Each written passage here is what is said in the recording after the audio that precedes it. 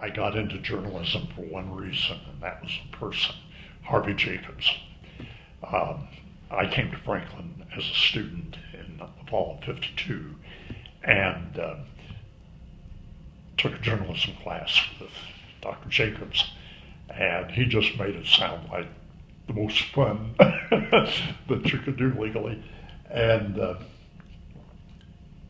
so I was hooked.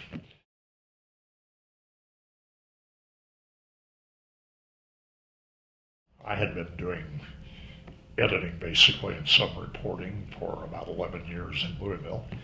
And it, I actually had been teaching a class with a professor from the Kent School of Social Research, which was my first teaching experience. And it was fun, I enjoyed it, and it just seemed to be the right time to do something different. And came up here and liked the prospects.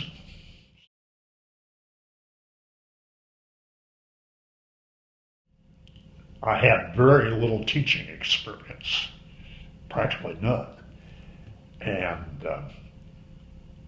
so typically you can keep going like that for about a year on your practical experience and your war stories about journalism. But in that time, you have to learn to teach. And I had students who were very helpful and very receptive, and they were fun to teach.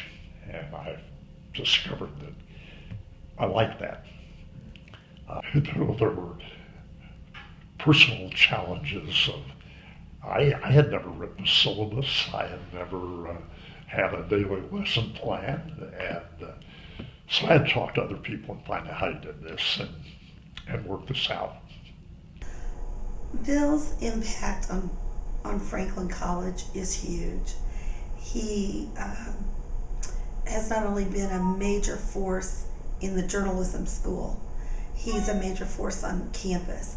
He always looked out for his colleagues, his journalism students, but he really looked out for the greater college. And I always knew before I joined the journalism school, when I was director of public affairs, if we were working on anything, I knew Bill would always have the good of the order in mind. He would always want what was best for all.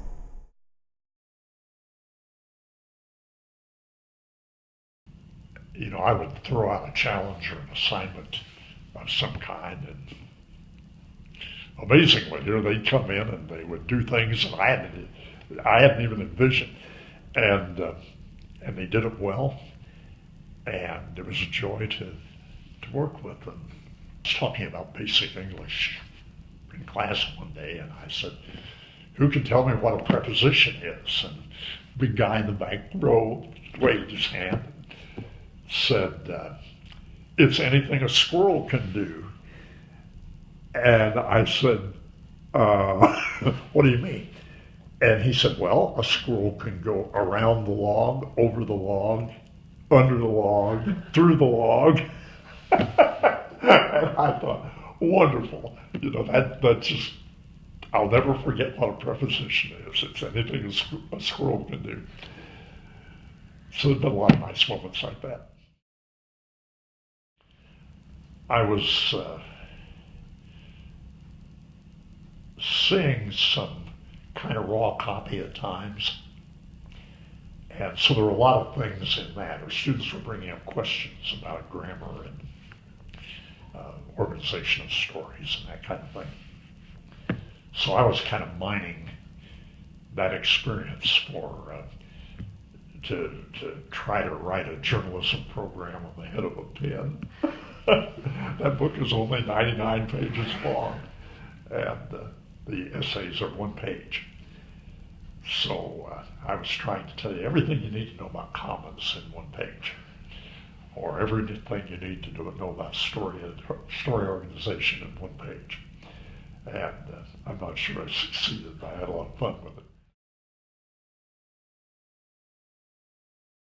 I don't think journalism in the sense of reporting on what's going on in the world is going to change much. The thing that's happening, it seems to me, is it has an enormous amount of competition uh, from other forms of media, and there's not as much time to digest it and to screen what's going on. I think there's a big future to journalism, but it's going to go off in some ways that we don't even anticipate now, I think.